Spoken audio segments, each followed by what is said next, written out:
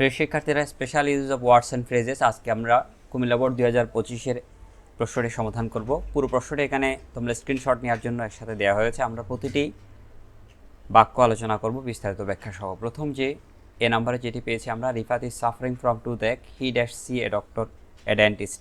রিফাতের দাঁত ব্যথা হচ্ছে, তার উচিত একজন ডেন্টিস্ট দেখানো। এই যে কাউকে যখন আমরা পরামর্শ দিই, কারো ভালোর জন্য কিছু বলি অথবা কাউকে কোনো ব্যাপারে সতর্ক করি, তখন আমরা হ্যাড বেটার বসিয়ে থাকি। তাহলে he had better see A dentist, তার উচিত একজন ডেন্টিস্টের সাথে পরামর্শ নেওয়া।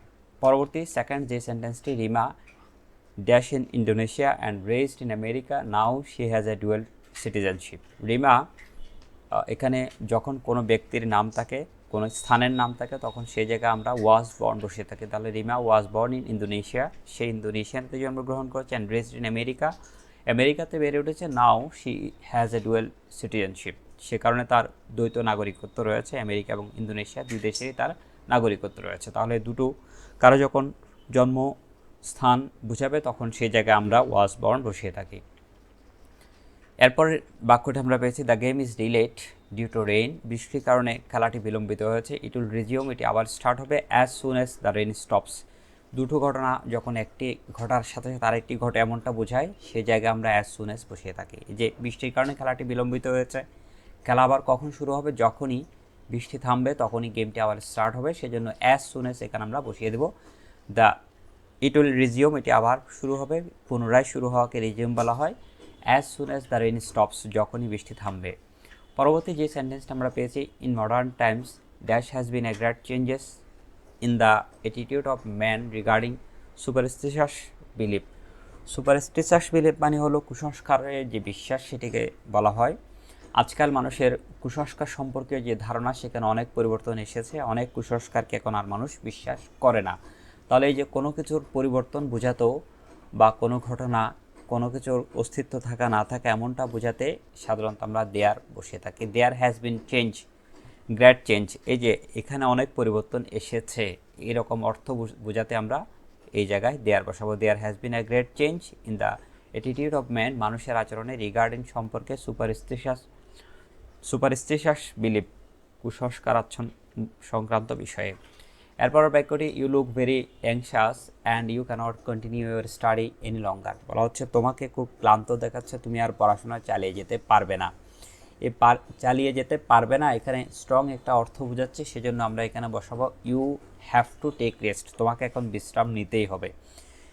একটু আগে কিন্তু আমরা বলেছিলাম যে ডাক্তারের কাছে যেতে হবে, ডেন্টিস্টের কাছে যেতে হবে, সেই জায়গায় আমরা পরামর্শ দিয়েছি। আর এখানে আমরা যেহেতু সে ক্লান্ত, সে যেহেতু আর পড়াশোনা কন্টিনিউ করতেই পারবে না, সেজন্য আমরা এখানে হ্যাভ টু বসাচ্ছি, you have to take rest.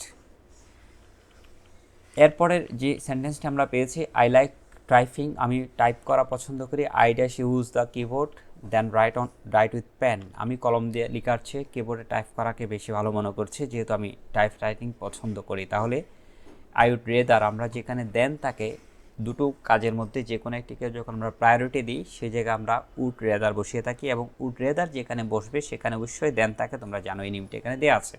তাহলে I would rather use the keyboard than write with pen. পরের যে বাক্যটি আমরা পেয়েছি, we aren't being able to save the trees dash our forest, আমরা আমাদের গাছই বাঁচাতে পারছি না, বনের কথা দূরের কথা।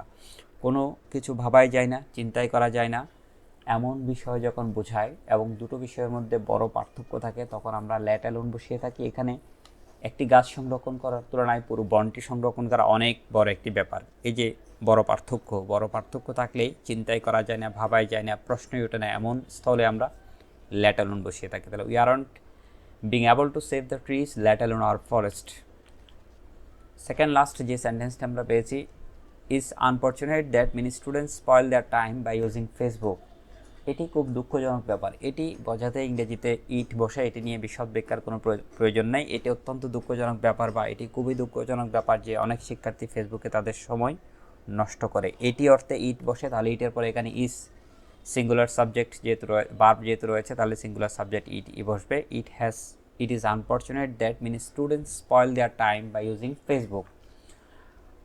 এর সর্বশেষ সেন্টেন্স আমরা পেয়েছি, না এটি সর্বশেষ সেন্টেন্স না, এর আগে আরও দুটো রয়েছে। Dash mother love dash, it is uncomparable. বলা হচ্ছে মায়ের ভালোবাসা কেমন। কোনো কিছুর যখন বৈশিষ্ট্য, গুণাবলী বা অবস্থা সম্পর্কে জানতে চাওয়া হয় তখন সেই জায়গায় আমরা হোয়াটস ড্যাশ লাইক বসে থাকি। হোয়াটস মাদার্স লাভ লাইক, মায়ের ভালোবাসা কেমন। ও বলছে ইট ইজ ইনকম্পেয়ারেবল, এটি অতুলনীয়। তাহলে এই মায়ের ভালোবাসা জিনিসটা উপলব্ধির বিষয়, এটি একটি সেজন্য এখানে বসবে হোয়াটস লাইক। সর্বশেষ যে বাক্যটি আমরা আজকে পেয়েছি, dash the frozen mountain pick dash, একটি বরফ আচ্ছাদিত পর্বতের চূড়া বা বরফে ঢাকা পর্বতের চূড়া দেখতে কেমন। কোনো কিছু যখন দেখতে কেমন অর্থাৎ তার বাহ্যিক আকৃতি বা বৈশিষ্ট্য যখন জানতে চাওয়া হয় এবং শেষে লুকসও থাকতে পারে, লুকস লাইক এমনটা থাকতে পারে, সেই জায়গায় আমরা হোয়াট ডাজ লুক লাইক বসি। তাহলে what what does the frozen mountain peak look like, একটি ফ্রোজেন মাউন্টেন পিক দেখতে কেমন। It looks like a white dome, এটি দেখতে একটি সাদা গম্বুজের মতো দেখায়।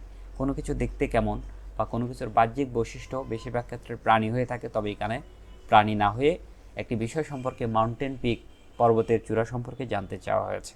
তাই এই জায়গায় আমরা what does the frozen mountain peak look like এমনটি বসাবো। ধন্যবাদ সবাইকে। শীঘ্রই ফিরছি আমরা অন্য একটি বোর্ডের সমাধান নিয়ে।